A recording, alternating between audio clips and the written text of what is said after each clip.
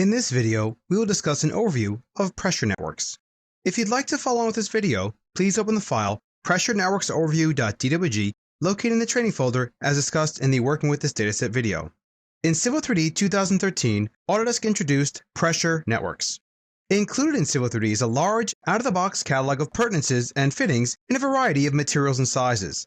These intelligent 3D objects help enable you to create and document detailed pressure network models. A pressure network can be displayed in any view, such as the plan, as shown here, in the profile, as shown here, with its own unique alignment, as well as in the cross-section view. In Civil 3D, there are many settings and styles related to pressure networks, just like all other Civil 3D objects. If we go to the Settings tab, you will notice that there are many categories for the different pressure network settings. Under the Pressure Network collection, very similar to the Pipe Network collection, you have the parts list. As you can see here, you can define multiple parts lists, which do come from a part catalog, that allow you to narrow down the different types of parts that you want in your parts list, as well as the different bends and angles that you can apply to those networks.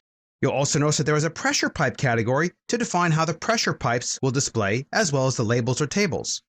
There's additional fittings and appurtenance categories that will help you define how those objects should display within the Civil 3D environment. To define the location of the parts catalog, go to the Home tab, Create Design Panel, and in the More Tools option, there's a tool for Set Pressure Network Catalog. In there, you can choose from the 3 available pressure network catalogs to create the parts list you need per your design.